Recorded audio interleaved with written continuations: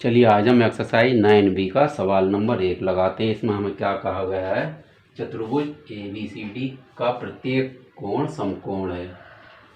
सत्यापित कीजिए कि AB समांतर है। ये जो निशान होता है ये समांतर का निशान होता है। ऐसे दो रेखाएं खींच दी जाती है तो लाइनें बना दी जाती हैं, वो क्या होता है, समांतर का निशान। तो इसमें क्या करना है, हमें AB समांतर सिद्ध करना है CD के, और दूसरा AD समांतर सिद्ध करना है BC के। तो देखिए जो हमें फिगर दी गई है इसमें एक चतुर्भुज दिया गया है ABCD, एक चतुर्भुज है। इसमें क्या है, प्रत्येक कोण यानी कि जो भी इसके चारों शीर्ष हैं, शीर्षों पर बनने वाले चारों कोण क्या हैं, वो 90 डिग्री के हैं, समकोण हैं। ठीक है ना।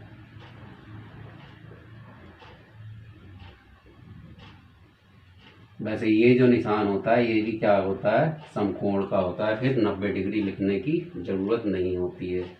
ठीक है ना। तो इसलिए ये हमने लिख के दिखाया है आपको, केवल ये लिखने की ज़रूरत नहीं होती है। तो जो सिद्ध करने वाले सवाल होते हैं उसमें क्या तरीका होता है सवालों को सिद्ध करने का और लिखने का। उसमें क्या करते हैं हम, सबसे पहले क्या लिखते हैं, जो हमें सवाल में दिया गया होता है। इसमें हमें क्या दिया गया है, चतुर्भुज। चतुर्भुज को ऐसे लिख देते हैं, एक डब्बा सा बना देते हैं, और ABCD का प्रत्येक कोण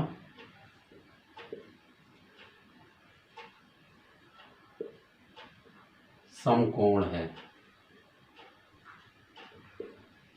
सबसे पहले क्या लिखते हैं, जो भी हमें सवाल में दिया गया है जो उसे हल करने के लिए मददगार होगा।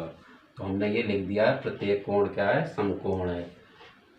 और हमें सिद्ध क्या करना है, फिर वो लिखते हैं, सिद्ध करना है। हमें सिद्ध करना है AB समांतर सिद्ध करना है CD के। और इसके दो भाग हैं, एक तरीके से AB समांतर सिद्ध करना है CD के, और दूसरे भाग में हमें क्या करना है, AD समांतर सिद्ध करना है BC के। तो चलिए सिद्ध करना शुरू करते हैं। तो फिर क्या लिखते हैं, सिद्ध, क्योंकि यहाँ से अब हम जो भी करेंगे वो क्या करेंगे, इस सवाल को सिद्ध करने के लिए आगे काम करेंगे। तो चलिए अपना पहला भाग देखते हैं। हमें इसमें सिद्ध करना है AB समांतर CD के। तो हम फिगर देखते हैं पहले। AB और CD कहाँ है, AB हमारी ये है और CD इसके सामने की भुजा है। अब हम क्या कर सकते हैं, या तो भुजा ये वाली ले लें, AD। तो हम पहले ये लिख देते हैं AB भुजा, और इसके सामने की भुजा है DC, जो कि हमें ये दोनों ही भुजाएं समांतर सिद्ध करनी है। और या तो ये वाली भुजा ले लो आप, इससे मिलती हुई, क्योंकि ये क्या है, चतुर्भुज की भुजा है, तो ये आमने सामने की बराबर होगी, और ये 90 डिग्री का कोण भी दिया है। तो हमें क्या दिया गया है, ये कोण क्या है, 90 डिग्री है। तो हम क्या कह सकते हैं कि भुजा वो रेखा DC क्या कर रही है, रेखा AD पर लंब डाल रही है, क्योंकि लंब जो डालती है भुजा रेखा, वो क्या होता है, वो 90 डिग्री का कोण होता है।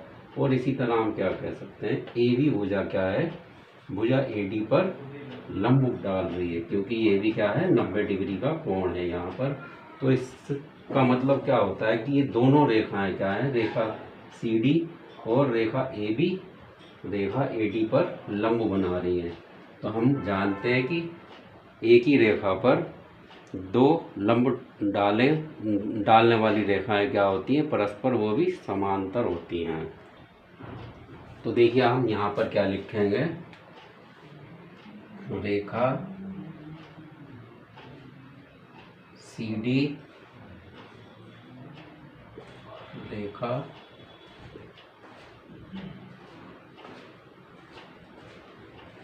तथा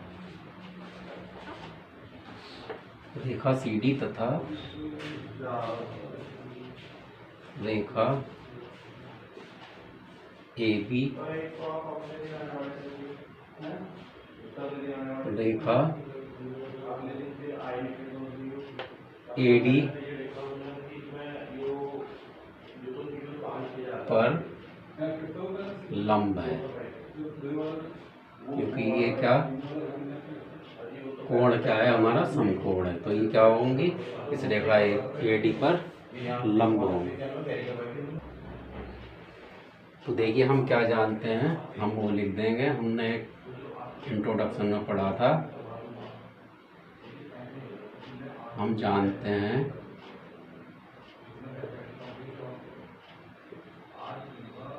कि एक ही रेखा पर दो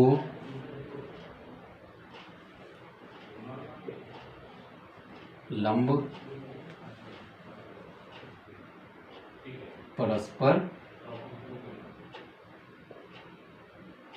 समांतर होते हैं।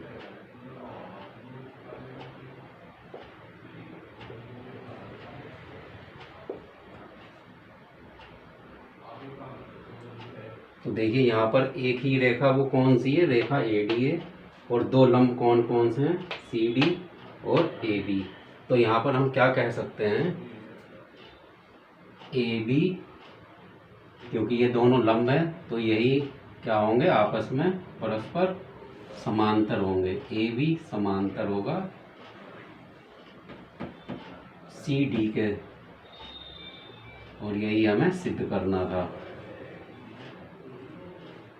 तो ये इस तरह हमने पहला भाग इसका सिद्ध कर दिया। अब इसी प्रकार क्या करेंगे, हम इसका दूसरा भाग भी सिद्ध करेंगे। तो यहाँ पर हम लिखेंगे, इसका दूसरा नंबर डाल लिया। तो इसमें क्या देखेंगे हम, हमें क्या सिद्ध करना, ए डी समांतर डी सी के। तो इसके लिए भी हमें क्या करना होगा, एक रेखा या तो डी सी ले लो आप या ए बी ले लो। तो यहाँ पर हम क्या करते हैं, भुजा ए बी ले लेते हैं। तो यहाँ से हमें कौन सी रेखा मिल जाएगी, ए डी मिल जाएगी। और अगर ये लंब है ए बी पर, तो ये कौन सी भुजा मिल जाएगी हमें, बी सी मिल जाएगी। तो यहाँ पर हम क्या लिखेंगे, रेखा ए डी और रेखा बी सी लंब है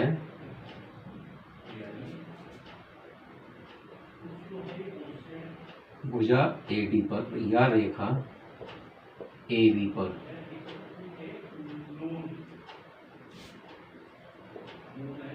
तो हम क्या कह सकते हैं, क्योंकि हम जानते हैं एक ही रेखा पर दो लंब क्या होते हैं, परस्पर समांतर होते हैं। तो यहाँ पर हम क्या कह सकते हैं, ए डी समांतर होगा, ए डी समांतर होगा बी सी के, और यही हमें इसमें सिद्ध करना था।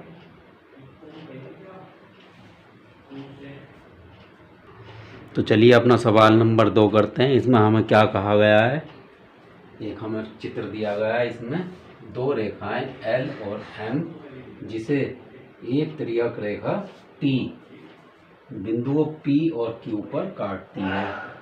यदि कोण 2 बराबर कोण 3 बराबर कितना हो, 90 डिग्री हमें दिया हुआ है, तो सत्यापित कीजिए कि रेखाएं एल और एम परस्पर समांतर हैं, और कोण 1 प्लस कोण 3 का योग भी हमें, वैल्यू भी हमें बतानी है कि अगर कोण 1 को कोण 3 से जोड़ दें तो कितनी वैल्यू आएगी, वो भी हमें बताना है। तो चलिए अपना सवाल सिद्ध करना शुरू करते हैं। तो सबसे पहले हम क्या लिखेंगे, जो कि हमें दिया है।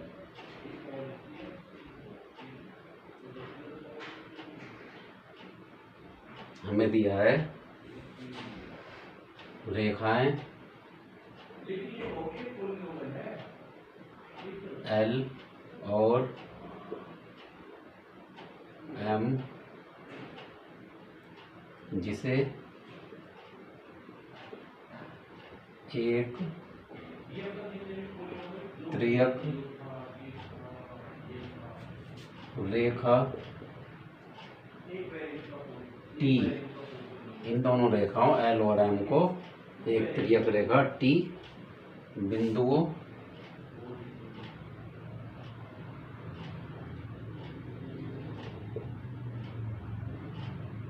पी और क्यू पर काटती है। और इसके अलावा एक चीज और दी गई है, कोण 2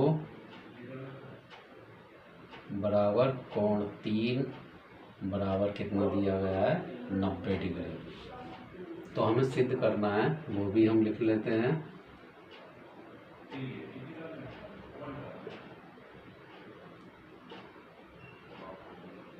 सिद्ध करना है, हमें क्या सिद्ध करना है, रेखाएं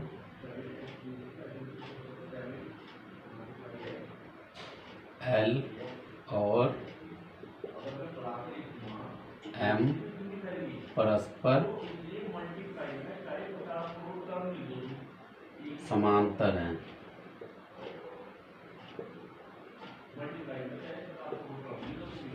या इसे ऐसे भी लिख सकते हैं, एल समांतर है एम के। तो चलिए सिद्ध करना शुरू करते हैं। क्या लिखेंगे, सिद्ध। तो हम इसे सिद्ध करने के लिए क्या करेंगे, अपनी फिगर में देखेंगे रेखा एल और रेखा एम यहाँ दी गई है और त्रियक रेखा कौन सी है, टी, वो इस तरीके से बिंदु पी और क्यू पर इसे काटती है। और यहाँ पर कोण 2 कितना दिया गया है, कोण 2 दिया गया है, 2 और 3 कितना, 90 डिग्री दिया गया है, यानी कि ये समकोण है और वो निशान भी बना करके दिखाया गया है। तो देखिए, अगर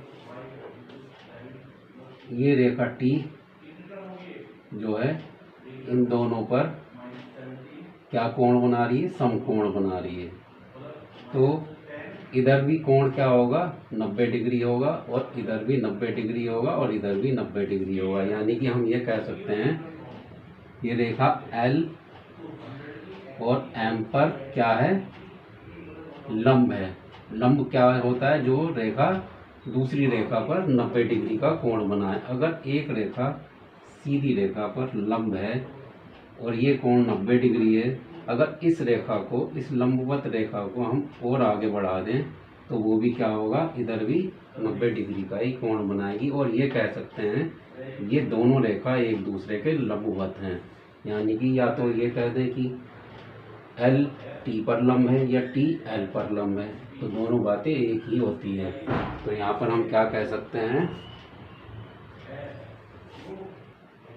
हम ये कह सकते हैं कि रेखा टी रेखा एल तथा रेखा एम पर लंब है। ठीक है ना। जब ये इस पर 90 डिग्री का कोण बना रही है तो हम ये भी कह सकते हैं रेखा टी क्या है, रेखा एल और रेखा एम पर लंब है। तो हम क्या लिखेंगे आगे, हम क्या जानते हैं, हम जानते हैं, हम जानते हैं कि एक ही रेखा पर दो लंब परस्पर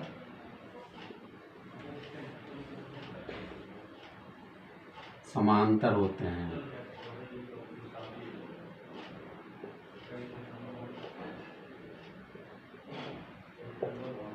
तो इस फिगर में हमारी एक ही रेखा कौन सी है, एक ही रेखा है हमारी टी, और दो क्या है ये रेखा एल और एम क्या है इस पर लंब हैं। तो क्या हो जाएंगे, ये एल और एम भी आपस में समांतर हो जाएंगे। तो हम क्या लिख सकते हैं, अतः रेखा एल और रेखा एम क्या है, परस्पर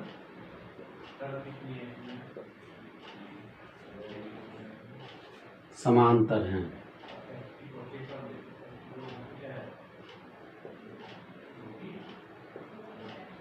और इसे ऐसे भी लिखा जा सकता है, रेखा एल समांतर है रेखा एम के। तो ये दोनों बातें हमें सिद्ध करनी थी, ये हमने बहुत आसानी से सिद्ध कर दी। हमें दो चीज़ें नहीं सिद्ध करनी थी, हमें ये एक ही चीज़ सिद्ध करनी थी। और हमें क्या निकालना है, कोण 2 और कोण 3 का मान निकालना है। ये किस तरह निकालेंगे, ये देखिए फिगर में हम देखेंगे तो रेखा एल और रेखा एम पर जो त्रियक रेखा है टी,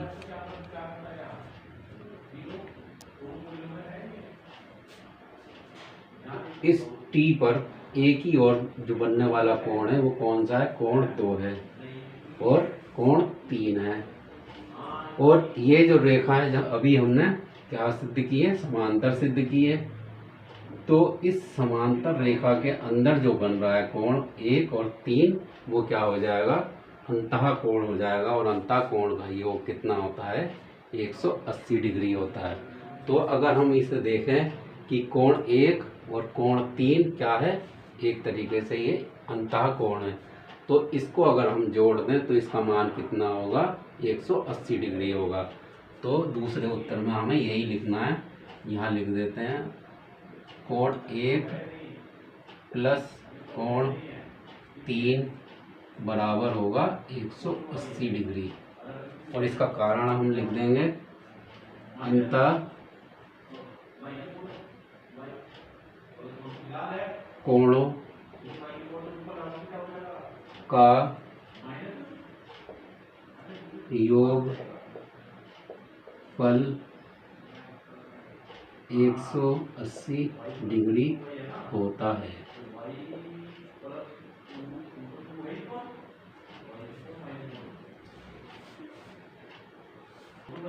तो देखिए इस वीडियो में हमने इस एक्सरसाइज के 2 सवाल लगा लिए हैं और उम्मीद है कि आपको भी बहुत अच्छे से समझ में आ गया होगा। तो इस वीडियो में इतना ही, अगली वीडियो में हम इसके अगले सवाल लगाएंगे। तब तक के लिए धन्यवाद।